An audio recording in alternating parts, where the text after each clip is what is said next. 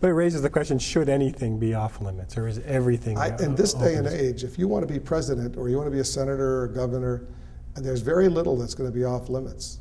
Maybe in the 60s and 50s and 40s, there was a journalistic gentleman's agreement. You don't talk about women, you don't talk about this or that. I'm sure that was the case, but in the last 20 years, I don't see much, if anything, is off limits. I think that's the big change.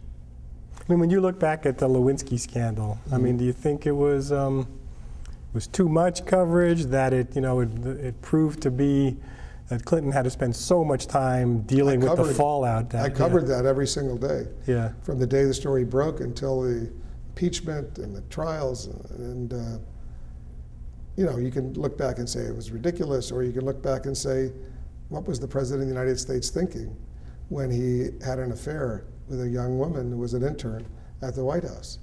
I mean, I remember when we first got word that this was going on, I said to myself, that's impossible, the President of the United States.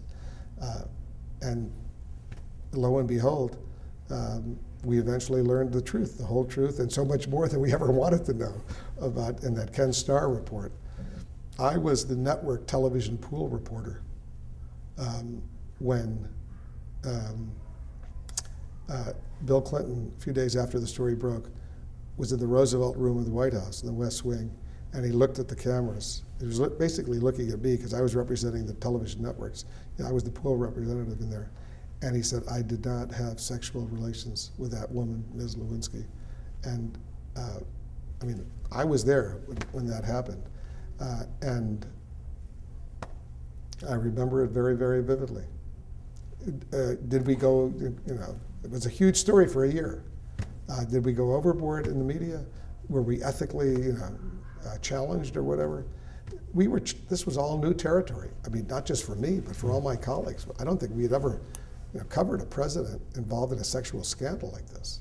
Well, what about what I think of as sort of the European argument, that Americans are silly about this kind of stuff, that people in public life tend to have these big egos, and part of what goes with the big ego is the big sexual appetite, and this seems to be their foible, and that really, we should just look at, are they competent? Are they doing the job we elected them to do? And look the other way about this stuff. Yeah. It's like, who cares?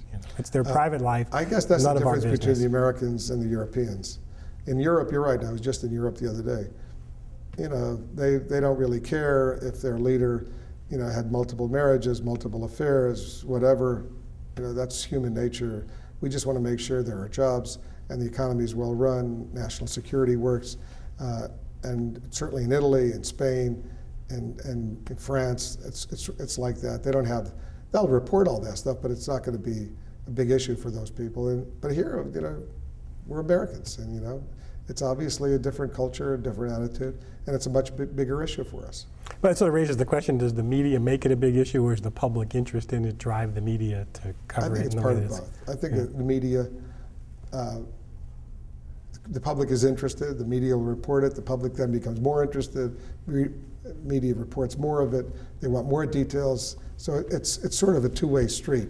But I think by and large, the American people have a different attitude towards these things than the Europeans by and large do. That's just a fact of life.